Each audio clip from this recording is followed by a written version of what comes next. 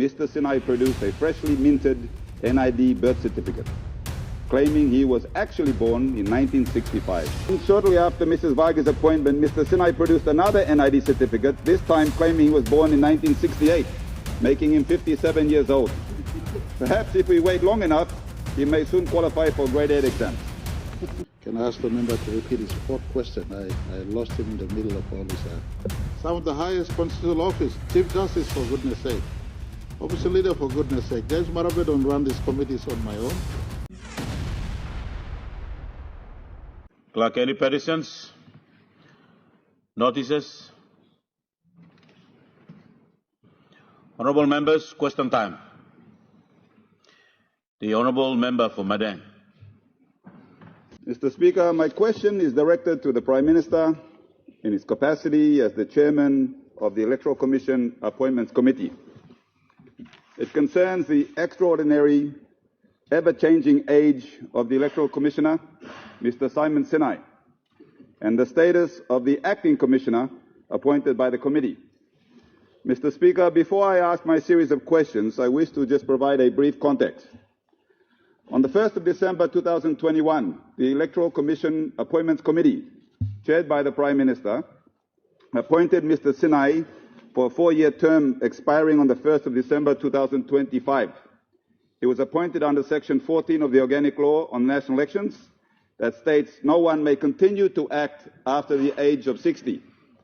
Mr. Speaker, in September 2024, the issue of the Commissioner reaching the compulsory retirement age was raised with the Secretary of Department of Personnel, Mrs. Tai Sansan. Ms. Sansan responded in writing that, based on the 35-year service records and payroll files, confirmed that the Electoral Commissioner, so based on the records of the Department of Personnel Management, the Electoral Commissioner, Mr. Sinai's date of birth was on the 25th of November 1962, where the Secretary stated plainly, he is therefore 62 years of age. She then advised that the matter be referred to the Secretariat of the Electoral Commission Appointments Committee for appropriate action. Mr. Speaker, based on these facts, Mr. Sinai was 59 when appointed and 62 years of age in 2024, 2 full years past the legal retirement cutoff. That should have been the end of the story. But as soon as the age issue surfaced, a miracle occurred. On the 15th of October 2024, Mr. Sinai produced a freshly minted NID birth certificate, claiming he was actually born in 1965, instantly transforming him from 62 back to 59. In October 2025, the issue resurfaced when it became clear that even under the new purported birth date of 1965, he would now reach the compulsory retirement age of 60 on the 25th of October 2025. Okay. Fully aware of this, the Electoral Commissioner, chaired by the Prime Minister, convened an urgent meeting on the 28th of October 2025 this year and appointed a Mrs. Margaret Varghese as the Acting Commissioner. Mr. Speaker, however, not to be undone, shortly after Mrs. Varghese' appointment, Mr. Sinai produced another NID certificate. So, Mr. Speaker, however, not to be undone, shortly after Mrs. Varghese' appointment, Mr. Sinai produced another NID certificate, this time claiming he was born in 1968, making him 57 years old. To add to the circus, Mr. Speaker, when questioned by the media, Mr. Sinai confidently declared he is 57, 3 more years before compulsory retirement, and claims he has no idea where the false and malicious documents, the very birth certificates he himself submitted, came from. At this stage, Mr. Speaker, perhaps if we wait long enough, he may soon qualify for grade 8 exams. Despite all of this, and despite the lawful appointment being made by Mr. Sinai, continues to occupy the office. Mr. Speaker, PNG now has a constitutional absurdity. One person now under question whether he has been knowingly, unlawfully acting for 3 years and continues to act, and another that has been lawfully appointed by the Electoral Committee chaired by the Prime Minister. My series of questions are as follows. 1.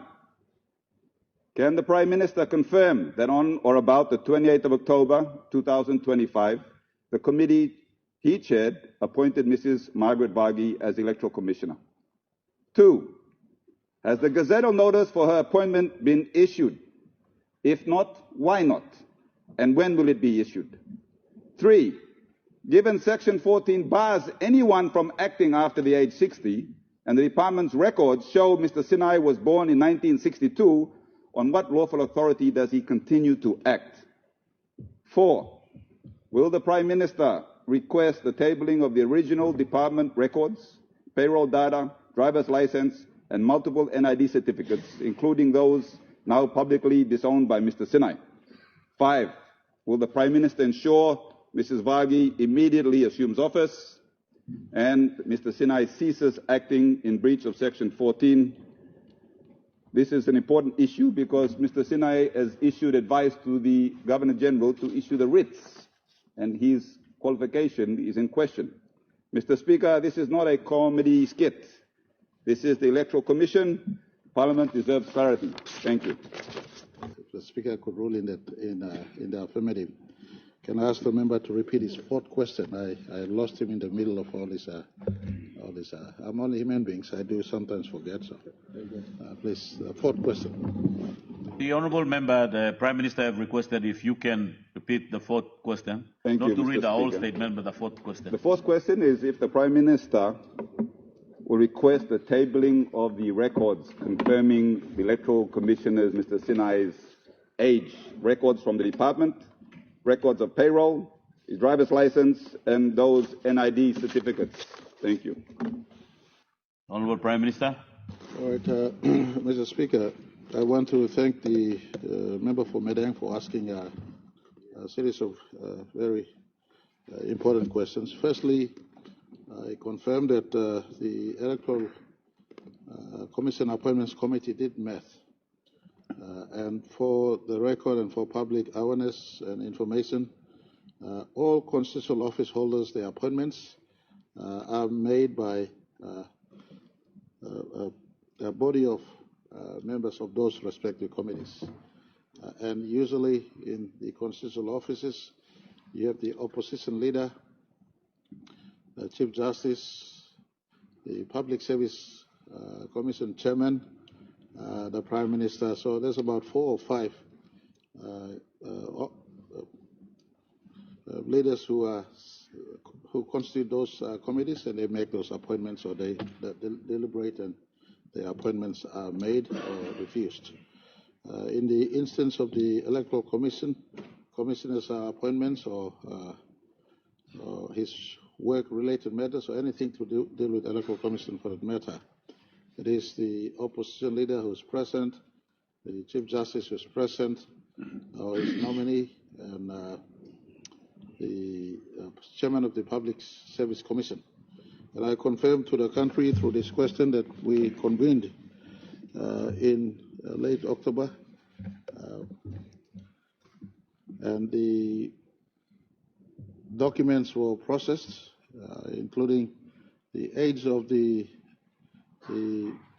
commissioner then.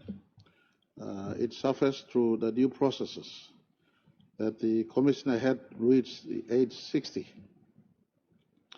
And so through, again, the due processes, Public Service Commission, the Personal Management Department, and NEC Secretary furnished to the committee all necessary documents that was needed, affirming that the gentleman has reached 60 years of age. This is not materials that just surface for the sake of that committee. These are records on file. So those records and those who are in the employment of the public service must know that your own documents in file affirm or otherwise your employment history. And so from documents that in fact, member is correct, predates that current or the last Electoral Commission Appointments Committee meeting. The meeting of December 1st, 2021, on the premises of those records, it showed that the Electoral Commissioner has reached age where it was appropriate for his appointment, unlike others that would have received a 6-year contract by virtue of age limitations. We curtail back to a 4-year contract, or if not, when the age hits 60. And so I want to confirm to the country records that was presented before the Electoral Commission Appointments Committee point to the gentleman reaching 60. The due process was deployed. A couple of names were presented to fill in the vacancy, and so those names were presented. And I want to make response in the matters relating to question 4 when he asks if these matters could be tabled. Unless the evidence that is, the need requires, I think my word is sufficient. The committee is a committee of different constitutional office holders, opposition leader included. So we process the matter. Age, the gentleman went past 60, on record, his own record. I do not intend to labor on new submission of age in a land of unaccounted for NIDs. This sort of thing does happen. He is entitled to claim his age, this and that, but on matters and record that was presented, please, the gentleman has gone past 60.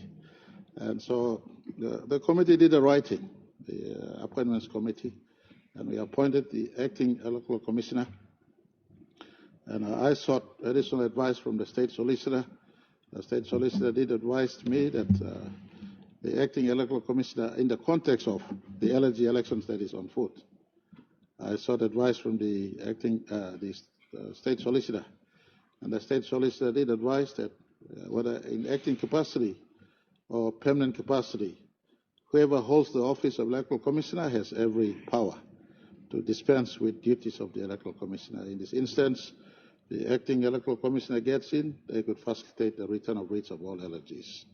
So the process is running when the process is dispensed with, hopefully at the very earliest. In fact, this morning I did shoot a text to Minister responsible. Please complete the process at the very earliest and allow certainty to the office. And I want to indicate to this House and to the country, and for many out there who feel they're qualified in this position, including the incumbent if he feels he's still underage, the process is complete. So advertise when the advertisement comes out. We'll be advertising locally as well as internationally to bring competency to that office, to make sure that all of us, as we prepare for one more year to run before 2027 elections, we have 13 more months before the writs are issued in 2027. So in this 13 months period, competency restored in that office would, in our best endeavor, restore credibility, assist the electoral process in some of the monumental changes we want to do, including common role data cleansing, the system that goes towards carry the election process. So those on the other side, especially one of my favorite friends who want to be Prime Minister again, all of us could have a fair go in the 2027 election. So we'll complete the process. To all public servants out there, your records are clearly in DPM, public service, etc., etc. I just want to ask for decorum, self-respect. Our government is a government that embraces good public service who are out there feeling that they still have energy and space to contribute. We try to bring them back, work in other spaces. Mr. Speaker, I want to ask for this House. The Electoral Commissioner's time has run out of him. The biological clock has ticked. The process has run its course. The members of the Electoral Electoral Commission Appointments Committee has said some of the highest constitutional office, Chief Justice for goodness sake, Opposition Leader for goodness sake. James Marape don't run these committees on my own. These officers sit, including ICAC and all the other constitutional office, this body of leaders sit to meet. For Electoral Commission, we've run past all data, document, evidence available now. Sorry, my friend, but your own record speaks. So, acting commissioner has been appointed. What's her name again? Yeah, Ms. Wagi. Miss Wagi, Mrs. Wagi, I'm not too sure about what her status, but yeah, Margaret Wagi has been appointed. She is now the acting electoral commissioner. I've instructed Minister Consent to make sure the due process is complete, and we will get on with the job of advertising on the market. Hopefully, whoever is picked through the due process is the best one to run our election 2027. Thank you.